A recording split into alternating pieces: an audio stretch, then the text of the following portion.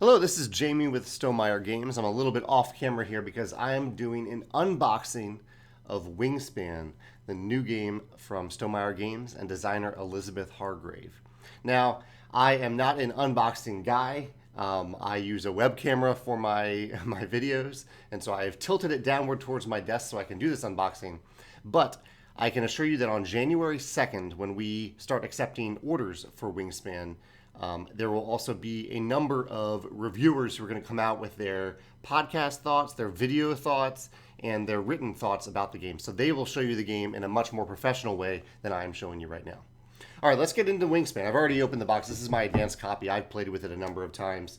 One thing I do want to show you, so this is the box. Let me show you this little part before I get into it. On the side of the box, it shows you how to organize all the components once you take them out, because when you open your copy of Wingspan, it won't quite look like this because it'll have some unpunched punch boards. All right, so this is Wingspan. Let's open the box. This is my organized copy of Wingspan. And let me go through and show you some of the components here. So let's start here. I guess since it's right on top, these are, I need to keep these on camera. These are the action tokens that you'll be using in the game. There are 8 per player. You get, you're taking 4 rounds of actions in the game, and over each round you'll be using one of those tokens as a goal token. So the number of actions you have each round actually goes down, but your engine is getting more and more powerful. So your turns actually take a lot longer at the end of the game than early on in the game. So these are the action tokens. These are 8mm wooden cubes. Let's jump over here. This is the end of game scorecard that you use. It is a 50-sheet pad. You'll need one of them per game. And we've included rows for 6 players, or columns for 6 players, even though it's a 5-player game, because we are hoping to add a 6th player in a future expansion. So this is a score pad you'll use for all players at the end of the game. 50 sheets in here. Over here we have the goal tokens, and I'll show you the goal mat in a minute. These are double-sided cardboard tokens that just show you the different goals for all players each game. There's a different goal for each round, and they're visible from the beginning of the game, so you can kind of plan your strategy around these goals if you want. Here is the first player token. This passes around the table during the game. Here are the Wingspan, or the food dice that come in Wingspan. These are wooden dice. I believe they are, let's see, they're 18mm wooden dice. They're all the same. They have food icons on the different faces. Let's jump over here. So this is the game tray for the game, and this serves a couple different purposes. During the game, there's always 3 face-up bird cards on the lid. So we're using the lid during the game itself. You'll take the lid off this tray, which I'll do in a second, and you'll splay the cards out. You'll display them here, and you'll have the deck next to it. That's just a visual reminder that you should have 3 cards on the table, and it makes it easy to pick up the cards. And you can even easily pass the tray around the table with the cards on it if you need to look at the bird cards up close. Inside the tray, let's see if I can open this up without the cards going everywhere. And here we go. Inside the tray are where you store all the cards when you're not playing. And even I found when you're playing, we played a 5-player game the other day, and we only went through half the deck. So I shuffled all the cards, but I left half the deck in the tray itself because there's so many. There's 170 different bird cards here.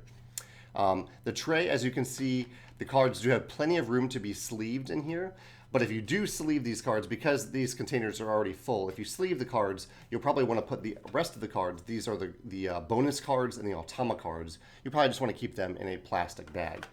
We made the tray as tall as we possibly could to fit it into the box. But these cards, they will, the height increases when you add sleeves to them.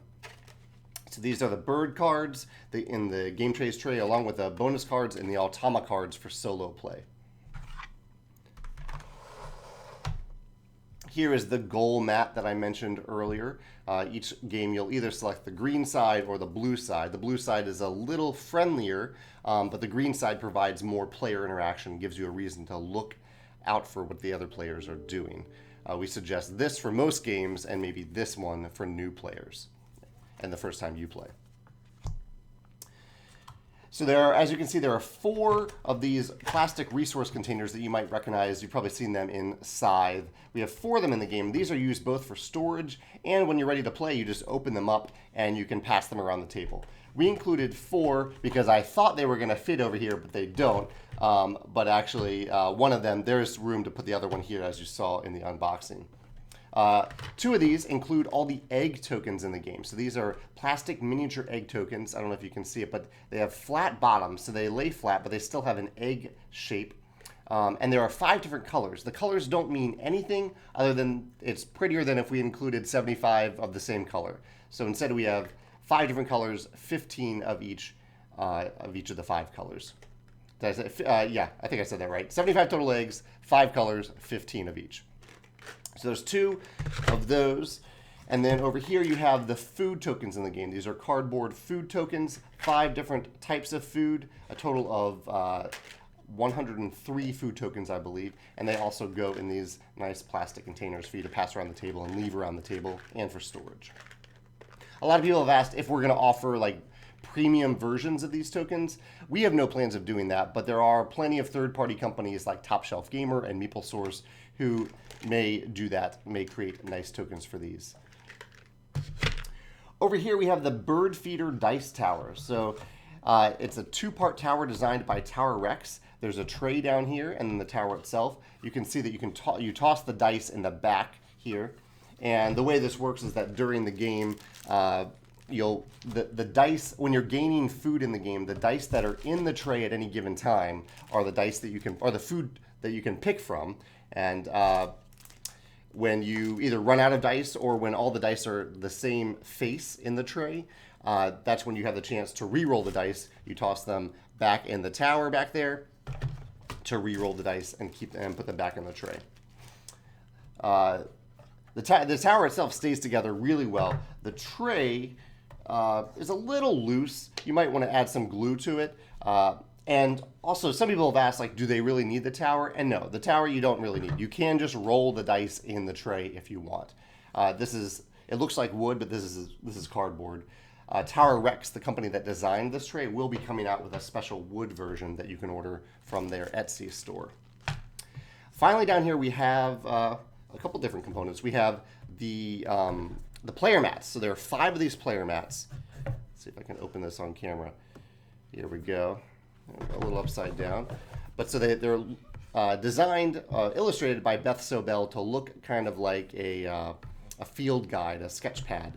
And they open up, and this is your player mat.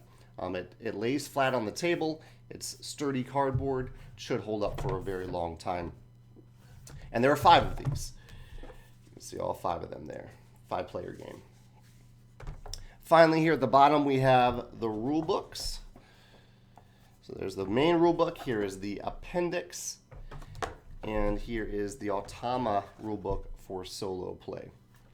And then down here at the bottom, I left the punch boards in case I ever needed to show them. There are 3 punch boards that come in the game. The food came out of here, and the dice tower pops out of here with the instructions on how to construct the dice tower on the punch board itself. I don't want to risk giving you a shaky cam headache from moving the camera, but this is Jamey off camera, and thank you for joining me for this unboxing of Wingspan. As I mentioned before, we will open orders for Wingspan on January 2nd, and that's when you'll also probably see a lot of different reviewers coming out with their thoughts on the game. All right, thanks for joining me. Take care.